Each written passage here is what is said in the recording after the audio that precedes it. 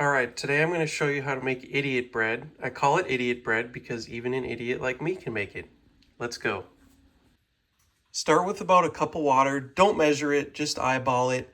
It can't be hot because that's going to kill the yeast. It can't be freezing cold because it's going to take forever for the yeast to activate. So run the water, make sure it's lukewarm or room temperature, and put about a cup in there. Don't measure it. We're cooking. You don't need to do that. All right, so that looks like it's about a cup, maybe a little more. Okay, now we're gonna put something sweet in there. You could do white sugar, brown sugar, you can do honey, I'm gonna use molasses because I haven't used it in a while. You can do maple syrup, agave syrup, anything that has natural sugar in it.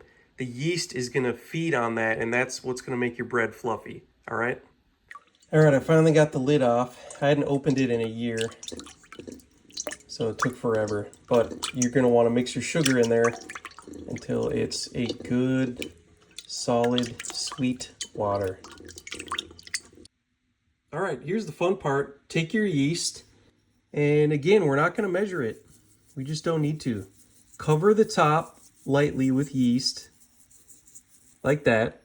You can do a little more, a little less, doesn't matter. It's gonna sit for like 5 minutes, and you know it's ready when it gets foamy and it smells like beer, all right? So let's wait, and we're gonna let the yeast do its thing. All right, so it's been in there for about 5 minutes. You can see it's foamy, and if you smell it, it's gonna smell like beer. The next step, take a little bit of salt and just barely any salt, just a couple pinches, all right? If you don't put salt in bread, it tastes a little grassy, so it's kind of an important part. All right, bring it over to the mixer. All right, so what we're gonna do now is you're gonna take your flour. You can use regular bleached, unbleached flour. This is Durham flour. You can use buckwheat flour. You can use rye flour.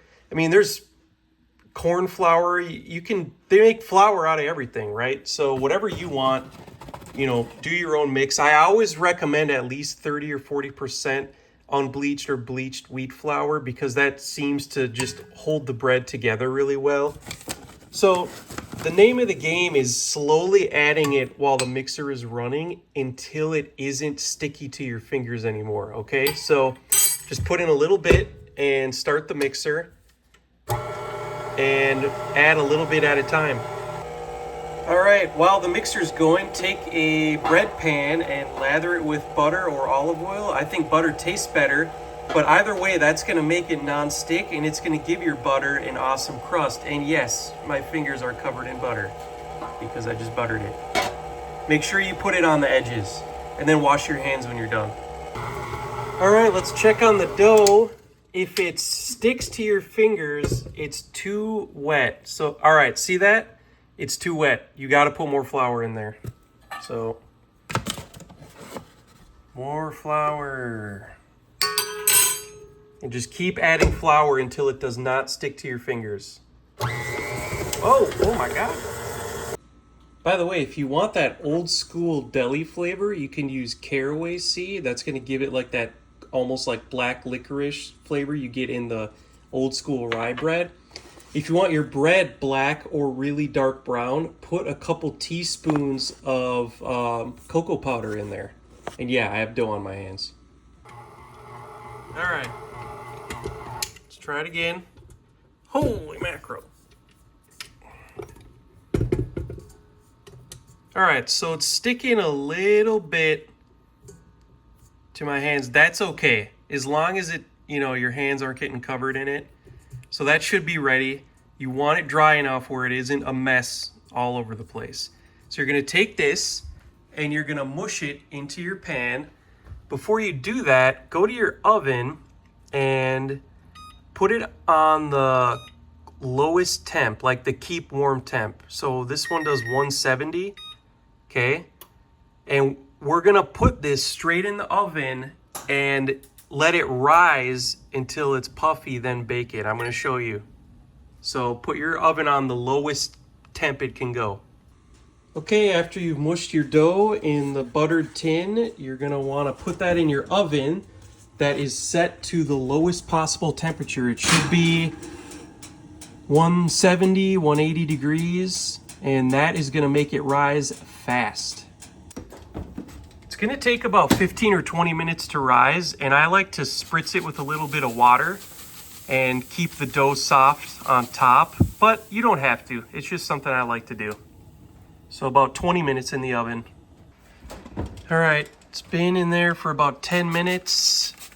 And we're close. When it's about an inch or two above the pan, that's when we're gonna turn the oven on. We're almost there. Okay, that is good. A little more water on there. That has risen plenty.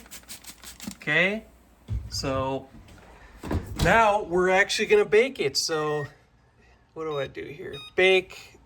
To go between 375 and 400, I'm gonna do 385, whatever. Don't go over 400, don't go under 375. That's obviously Fahrenheit, but we're gonna bake for about 30 minutes until the crust is hard enough where you can knock on it and it sounds hollow. All right, so let's check in a minute. Here's the master baker.